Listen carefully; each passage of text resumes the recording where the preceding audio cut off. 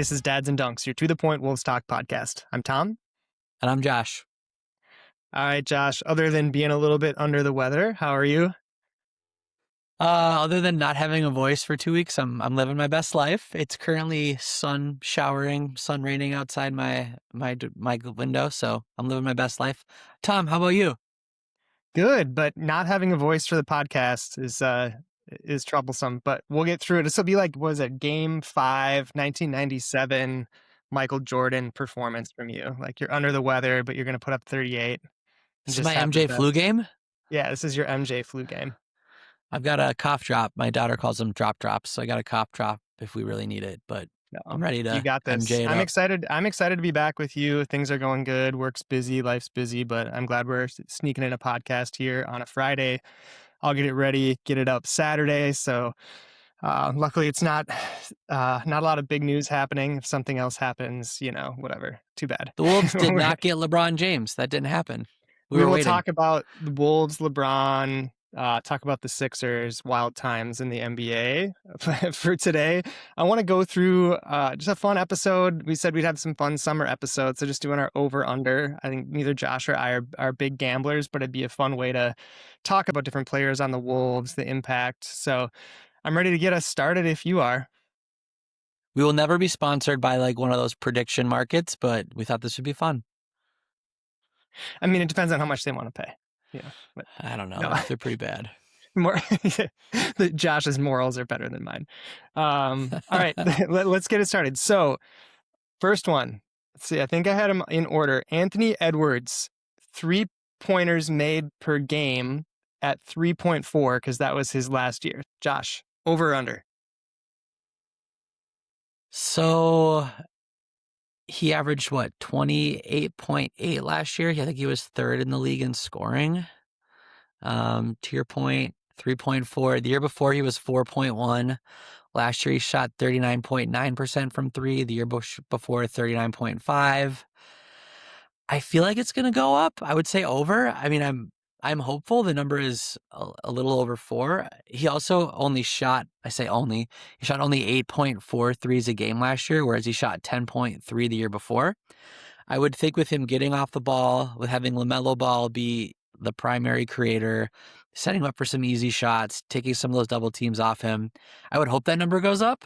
I want him to still attack the basket. I know he has this developing mid-range game, but I would like to see that number go up, and I think it will. What do you think, Tom? It has to go up.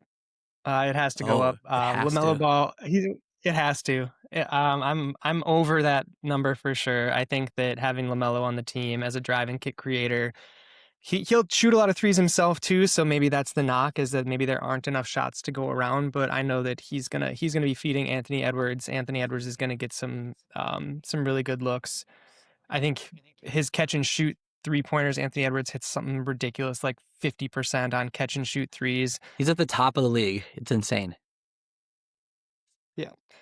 And I think having a down year, he was a little injured last year, a little banged up. We'll talk about maybe his games played, but I think that probably had a little bit to do with it too. Plus just the fact that he's doubled every single possession. He gets doubled. He's doubled more than anybody in the league, and that's gonna change this year. So I'm going over.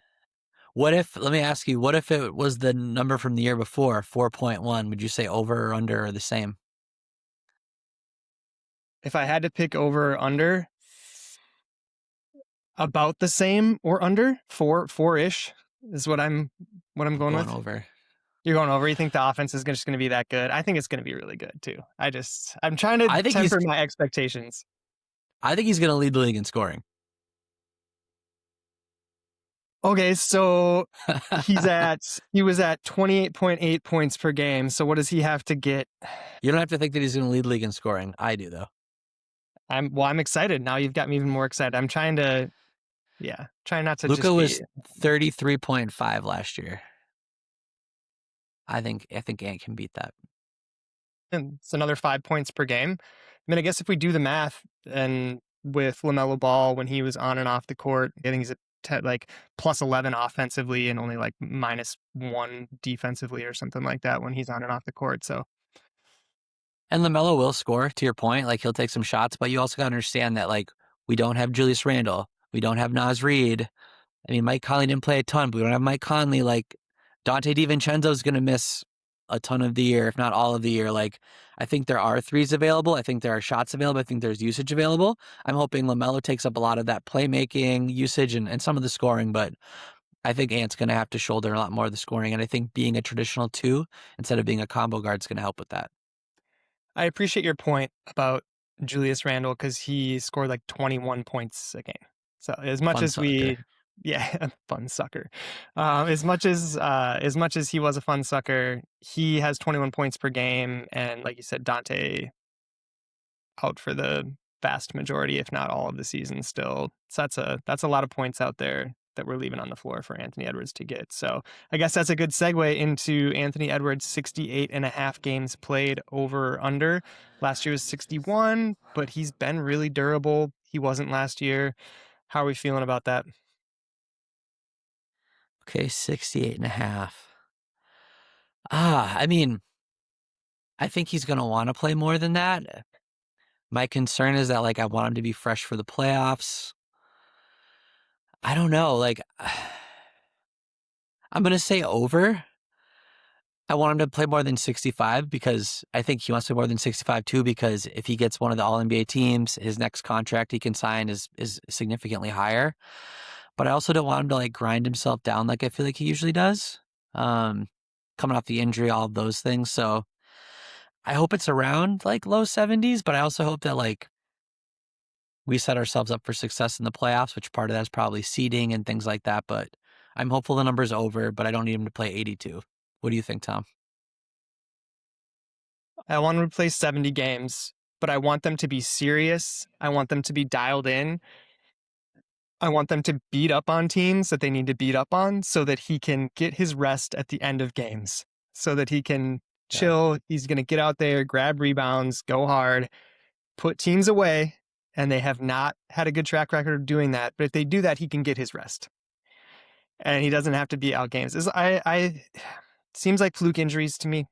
Other than sometimes his lower back. I think he's had a bad lower back, but that hasn't kept him out games like his knee injuries have. Yeah, I like that.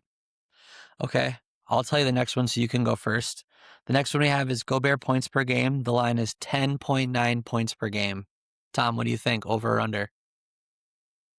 An aging center who can't shoot, but I'm going over because of LaMelo. We talked about this before. Who's going to improve most? Who's going to have who's going to like having LaMelo on the team the most, other than Anthony Edwards getting more open looks, more threes? I think that Rudy Gobert is going to benefit from some pick and roll, from some lobs. I think even Rudy, you might see Rudy running the floor a little bit and getting a lob from LaMelo. Who knows? So I'm excited about LaMelo giving him the ball where he needs to get the ball. I don't think LaMelo is going to um, pull up and try to give him a bounce pass or anything. LaMelo's too smart for that. He's got too much of an IQ to be doing that. So I think over.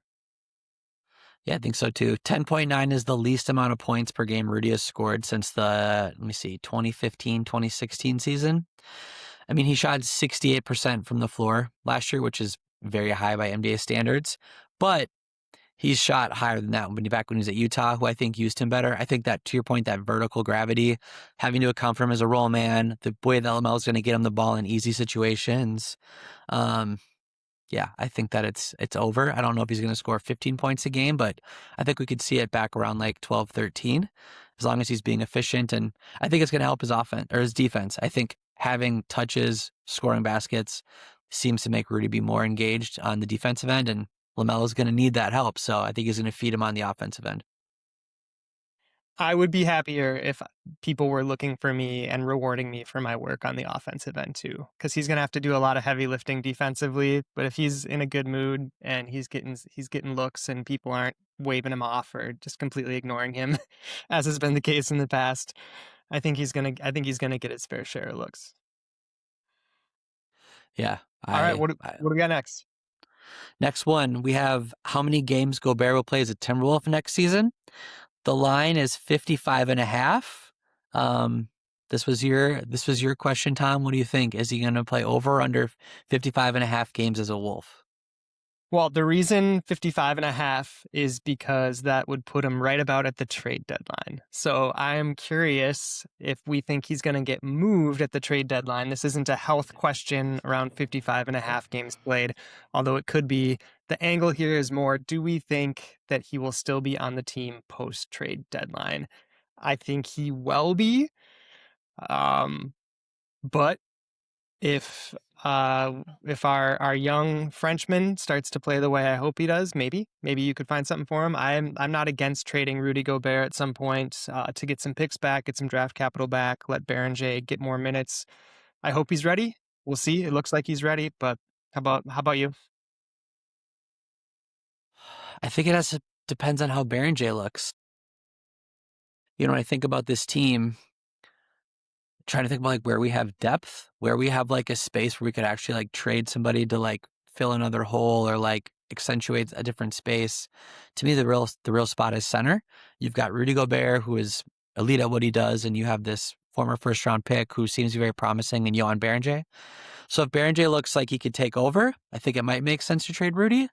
Um, I don't know what you could get for him, but if there's something that works, there's a contender that needs, rim protection or his leadership, whatever that may be, maybe that's the case. I could also see, and this is what's wild about the new NBA like lottery odds, is it doesn't behoove you necessarily to like have the worst record to tank anymore. And so if there's a team that's in like danger of like being at the very bottom again and they need to raise their floor, maybe it makes sense to trade for Rudy to like help with your draft odds, which sounds really weird, but look up the new draft lottery rules. It will make sense if you look at it, how it might make sense to not completely suck sometimes. Um, I don't think it's likely, so I would say he plays over that for the Wolves. But I do think if Beringer looks great, or we have a real clear need at the 4, or somebody else gets hurt, like it makes sense that you would trade from the center position. I hadn't thought about that. The new rules, and people had talked about it with Julius and how he's gonna at least maybe keep the Nets out of being the absolute worst team. Because he's a decent enough player. I didn't really think about that with Rudy's trade value and people needing to stay out of the bottom there. Because if it helps you to get better odds, you get Rudy, and that helps you get a higher draft pick. That makes a lot of sense. So that's a good take. Just dropping knowledge bombs over here. You're dropping it. All right, we could do a little more on draft odds stuff at some point too, or just link you on X to somebody who knows more about that, or on Twitter. Yeah, there's a lot of people that know more than we do. We'll repost something on Twitter, and you can learn from somebody who knows more about that than us. All right, LaMelo Ball, 72.5 games played, over or under? I'm gonna go under on this one. If you look at his numbers, he's only done that once in his career, his second year in the league. So if you look at the 6 seasons he's played, 31 games, excuse me, games played, 51, 75, 36, 22, 47, 72. So wait, what was the number? Was it 70, 72 and a half? Yeah. So I would go under. My hope is he plays between 65 and 70. But I'll be curious to see like with him and Ant, like, do they sit them against like the crap teams, or do they like stagger them against the crap teams, or do they sit them against like a superstar team that would be like a hard win? Like, how do they do that? Or do they just get injured and so they don't sit them? Like, that's their rest. I'll be interested to see like that part of like, how do you strategically rest people, or do you do it? Chris Fitch has been very against that, but I feel like the teams that do rest players, you see that advantage in the playoffs. And I don't know. It's one of the reasons that I think that we haven't seen any repeat champs. We haven't even really seen any repeat teams make it to the finals because it's so hard to get that far. So I think it makes sense to have like a more of a rest strategy, but I'm curious for what you think, Tom. Yeah, NBA pace of play has something to do with that. They play a really long season. They play a lot faster, and there's a lot more injuries. And that it definitely comes into play. Under. I have to take the under. Yeah. Hopefully, the over. That would be super fun to have both Ant and LaMelo playing a ton of games, but also probably wouldn't be best for the team for them to play that many games. Yeah. Maybe some nagging injuries could be rest nights for them. And if they can both play over 65, under 70, I'm happy with that on the year. That would be a win in my book. Yeah, I agree. All right, now here's a good one. And I don't know how you're going to feel about this. LaMelo Ball, 7.1 assists per game. What do you think? I'm over. So that was he averaged 7.1 last year. If you look at his career, again, 6 years, 6.1, 7.6, 8.4, 8, 7.4, 7.1. So there's only been one season where he's actually averaged less than 7.1. I don't think he's ever played with a player as good as Anthony Edwards. I think Jaden McDaniels is really good. I think we'll get some easy lobs to Rudy. He's never really played with a lob threat quite like Rudy. So I would think that number would be, I'd say like significantly higher. I think it's going to be like in the 8, 9 range. I don't disagree. He's never played with Anthony Edwards. Anthony Edwards is a superstar. He can score at will. He's after developing his threes, he developed his midi game. He can get to the rim. And Anthony Edwards is going to have, if he's going to have the season you think he's going to have, and Anthony Edwards is going to lead the league in scoring, then LaMelo Ball is going to have more than 7 assists per game because a lot of his scoring is going to come from LaMelo. So I'm over. I think we're really high on this Wolves team, higher than, I don't know, the national narrative still, which still bothers me around this trade. So I'm hoping that they all just can just STFU after this season. And but yeah, I'm over for sure. With this is the next question here is really a usage question. So it'll depend on games played. It'll depend on scheme. It'll depend on, how many mouths there are to feed. But 272 3-pointers made for LaMelo Ball this season. This was a really tough one for me. So he made 272 last year in 72 games. He started 69 of those games. He led the league, right, in 3-pointers made. I think he doesn't make that many. He took 10.3 threes a game. He made 3.8. That's actually like the third highest number of threes he's taken for a game in a year. He shot 11.2 the year before. He shot 10.6 one time. So he shoots a lot of threes. I think it'll probably be down a little bit just because of having Ant. I could be wrong because, again, we don't have Conley. We don't have Julius. We don't have Nas. We don't have DDV. Maybe he does shoot 12 a game and I'm totally wrong. But I also don't think he's going to play 72 games. I think he'll play some fewer games. And so that's really why I think the number will go down for made threes for the season. I'm under, not because I don't think he can make a bunch of threes, but I think it's in part because Finch is going to do his best to have him taking some better looks from three. I don't know that he can rein him in fully, but I think having him play within the offense a little bit, and we need to lean on him to be the distributor, which he likes to do. I think he'll be under. He'll play fewer games. He will not play 35 minutes a night, and that's to our next question. So I think within the offense, within Finch's scheme, with Anthony Edwards on the team, I think fewer than that, but I think his percentage goes up a little bit because I think he gets better looks with Anthony Edwards out on the floor, pulling people towards him. The gravity of Anthony Edwards is going to leave LaMelo Ball open, so he doesn't have to take half-court, one-footed three-pointers. He can take a normal normal three-point shot at a higher percentage. Yeah, and I mean, he's a really good shooter. Like, he shot 37%, again, on super high volume. He shoots like mid to high 80s on free throws. Like, he's a good shooter, so I'd love to see that. Same. All right, so this comes down to, I just brought up his minutes per game. 28 minutes. It's about what he played last year. Over or under, that's a pretty low for one of your better players. That is a lower number. I know they rested him for health reasons, gave him fewer minutes. Do you feel like the Wolves will continue on this trend, or do you think he's trending in the right direction and will play some more minutes? I think this is a really good question. I think he'll play more than 28 minutes per game, but I don't think it'll be much more. It might be like 29, 30. And if you look at his career, he averages over his career 31 minutes a game. If you look at the 6 seasons he's played. So I think he'll play a little bit more. But I do think part of this is like, what's the weakness of the LaMelo trade is people can talk about like who he is or his personality or his shot selection. But to me, it's his durability. It's like, can you count on him to be on the court? And so I think he's probably not going to be playing 40 minutes a game in the regular season. I think it's probably closer to 30. But we'll see. I think it's a little more than 28, but not much more. What do you think, Tom? I have to go over by a little bit. Under would feel like you're resting him too much because 28, you really would hope that your second best player on your team could play 28 minutes. I would like them to keep it right around there, rest him, let him be healthy for the playoffs. He had a really good year last year. Let's keep it going. Why do something different? He played. Yeah, If we get the LaMelo of last year, this team is going to be amazing. So don't risk it. Don't push it. I know we have a really highly touted medical staff, one of the best in the NBA from what I gather. So looking forward to him playing a reasonable amount of minutes, but I don't want him playing 35 minutes a game. I don't think that that's going to help us. So I would rather we rest him a little bit more, take a few more losses, and have a healthy team in the playoffs. I agree. Okay, next one. We got Jaden McDaniels.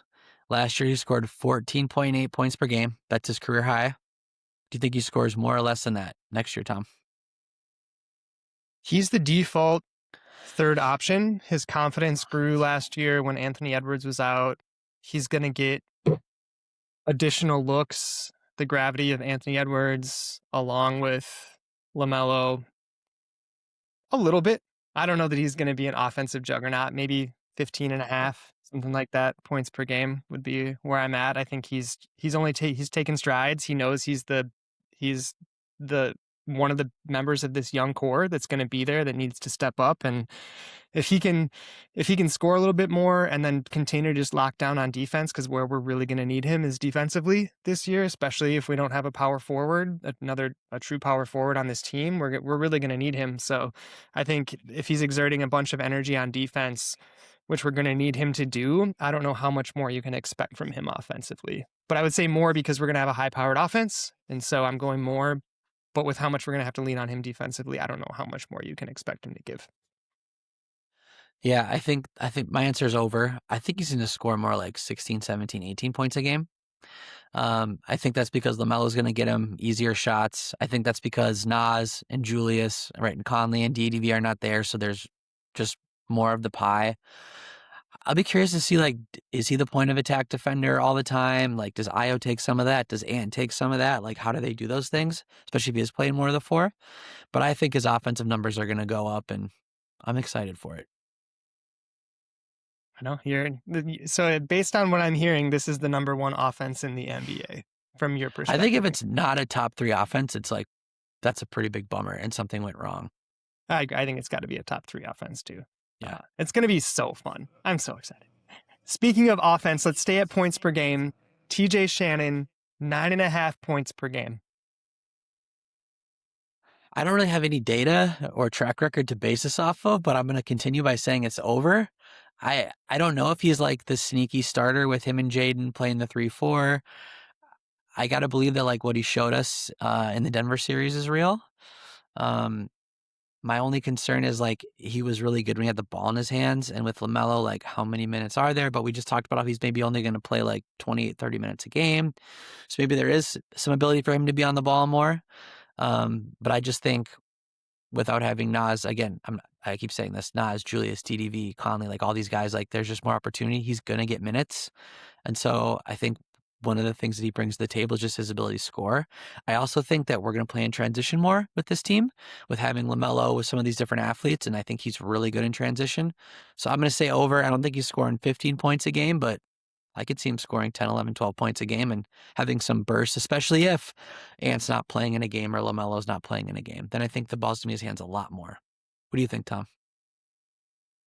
Yeah, I originally thought under maybe 9 points or something a game, because he, in the regular season, I guess last year was hurt, but he was at 5.5, and then he was at 10.5 in the playoffs. So I don't really know which TJ Shannon we're going to get.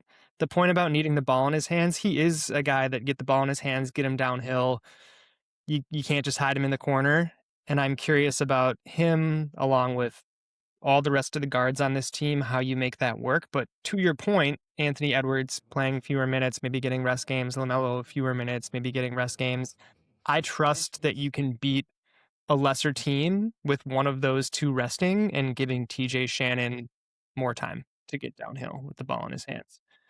So yeah, you maybe convinced me on the over. Originally I was under, but I do think he's going to have to be a big part of this team. think his fit,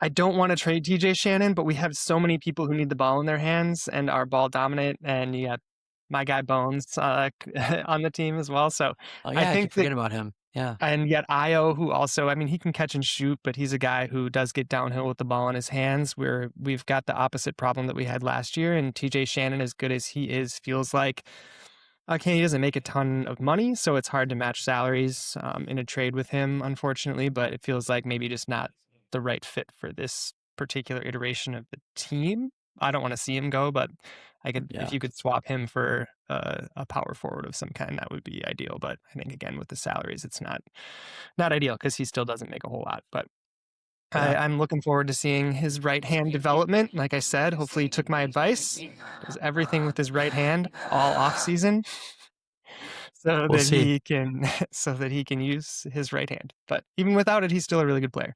So all right, so you're over. You're taking it. Yes. And then our next one is about the man, the myth, the legend, Joan Beringer. We have his minutes per game, the line at 20.5 minutes per game next year. Tom, are you over or under?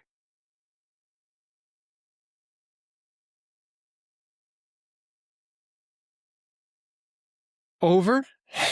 Over, barely.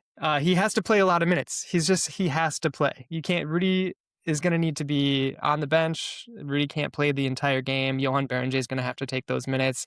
We don't have anyone big. I don't know what the lineups are going to be, but Johan Berenger is our only other big human out on the floor. And if he's going to be our heir apparent to Rudy Gobert, he's going to have to play a lot of minutes. The only reason I say over is because without Julius Randle, without Naz Reid, we don't have big people left, and he's one of our last big people. And so this isn't like super scientific, but in the NBA, you need to have tall people, and he fits that criteria. So I don't know. How about you? I'm actually going to go under. And I'm going under because there's 48 minutes in a game. Rudy hasn't played less than 31 minutes a game since 2014, 2015. And I think he's going to play at least 30. So I think there's like 18-ish minutes. I think Berenger is going to get in foul trouble. My one thing that I'm not sure about is if like Rudy misses some games or if he gets in foul trouble, like is that enough to get him over 20 and a half? But I think it'll be close, but I think he's playing more like 15 to 18 minutes a game. That's fair. And neither of them can shoot, and so they can't play together. So I think that also limits his ability to be out there. Yeah, that'd be rough offensively. I That would mean, be really LaMelo can bad. do a lot, but I don't know what he can do with that. Although we played Julius with Rudy last year. Another Berenger question. And this one I'm going to pass to you, Tom, for you to explain it to everybody. Okay, so last year, Minnesota allowed 12 fewer points per 100 possessions with Rudy on the court compared to off, meaning when Rudy was off, we gave up 12 more points per 100 possessions. Really bad. This year, when Rudy's off and Berenger is in there, are we going to give up 6.5 more points per 100 possessions? Are we going to give up closer to that 12 number, or is it going to be more like 4? Like, what's the drop off going to be? Is it going to be super significant like it was last year, giving up another 12 points per 100 possessions? Or will it be more like 6.5 or 4.5? Is Berenger good enough to how much better is Berenger than Naz and Julius at that spot? I think it's going to be a less than a 6.5 point drop off, but I don't think it's going to be that way right away. I think it's going to take a while because he's going to have to get used to playing with these guys. So I think it might look a little bit rough before Christmas, and I think it'll get a lot better. I also think it depends on the opponent. I mean, like Rudy didn't have anything for like Wembanyama. Like notoriously, Rudy's kind of gotten smoked by Jokic. He did a great job against him in the playoffs. Like there's different matchups that I think create different dynamics. But that's what I think is I think it'll be less than that in the totality. But I think in the beginning it's not going to look that way. But I think Berenger will get better and better as we've seen him. Like his trajectory is his arrows pointing very high up, hockey stick esque. Tom, what do you think? Oof, the beginning, I do agree, is going to be rough. I think it's going to be more like that 9-10 number just because he's going to keep chasing stuff. He goes after everything, but he blocks a lot of shots and he's going to get a lot of never minds. He's going to start getting some more respect too. I do think he's still too young, too aggressive. So he's going to have to learn, but another half a season getting 15 to 20 minutes a game, depending on what we think he's going to get for minutes, I think that'll give him the experience he needs because he just hasn't had the reps. But I agree. I think towards the end of the season, it'll even out. So that's why 6.5 makes sense. Maybe over that at the top, under that at the end, averaging right around that number. Nice. Yeah, I think he's going to be good. Baringer's going to be really good defensively once he gets his feet set.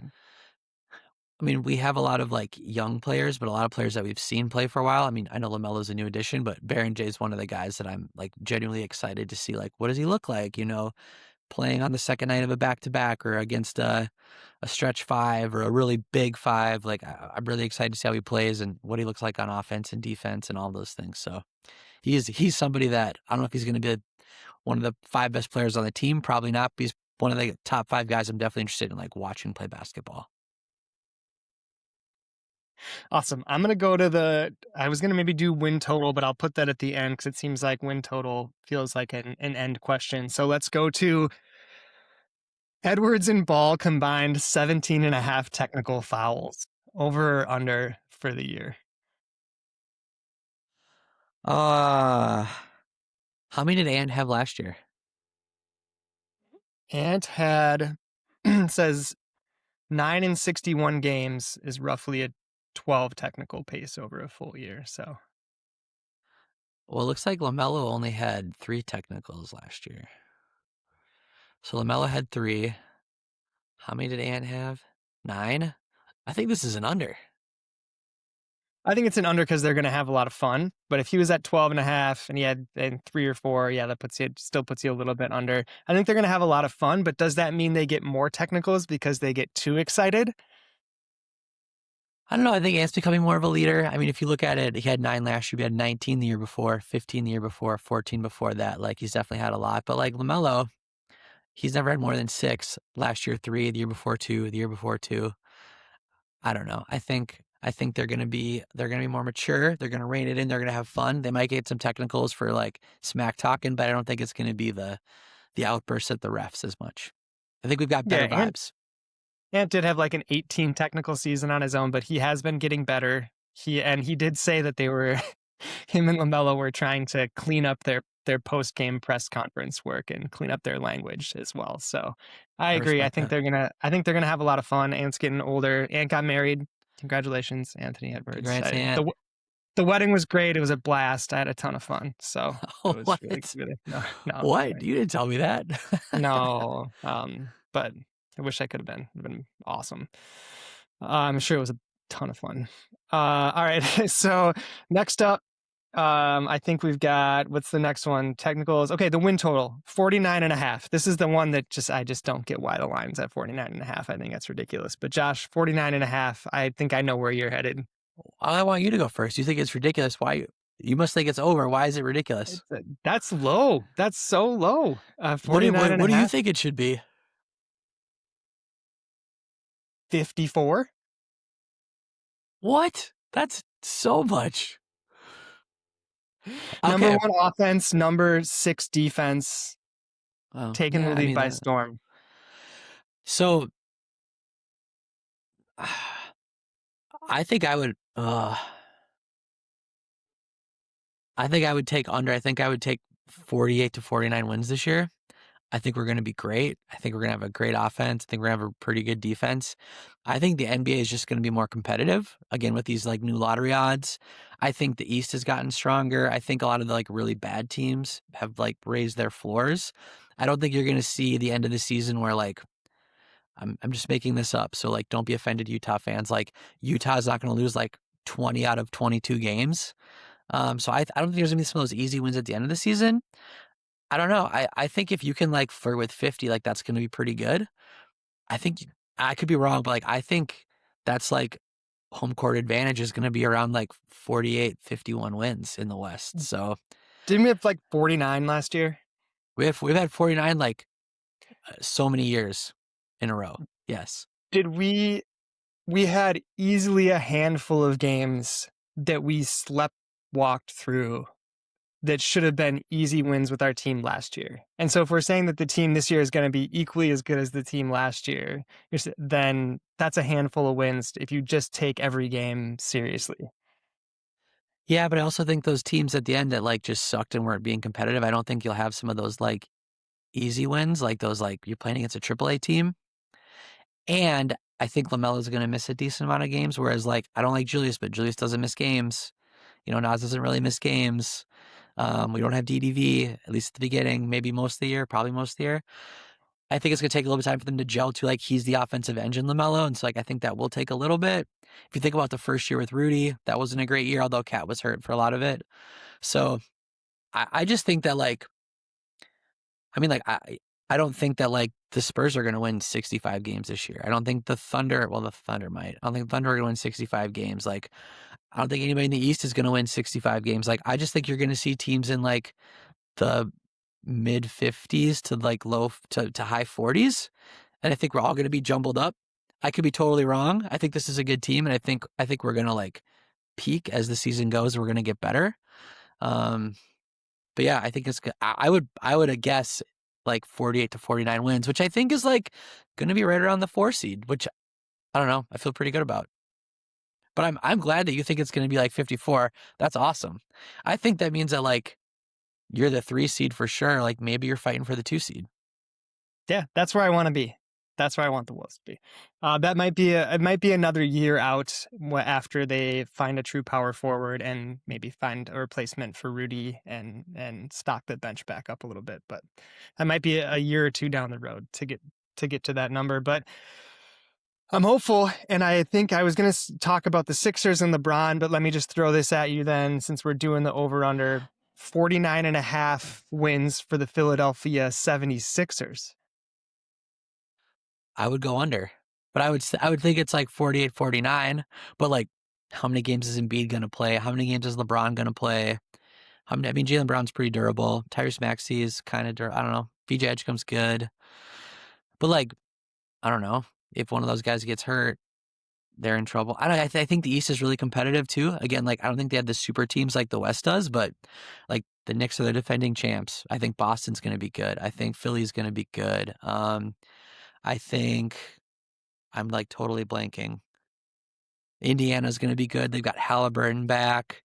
If Toronto gets Kawhi, like I think Toronto's pretty good. I don't think Cleveland's just going to suck. I think Cleveland will be good. The Hawks got better. I don't know. Could the Wizards be in the play-in if like all those guys play? Like Anthony Davis is good if he plays 50 games.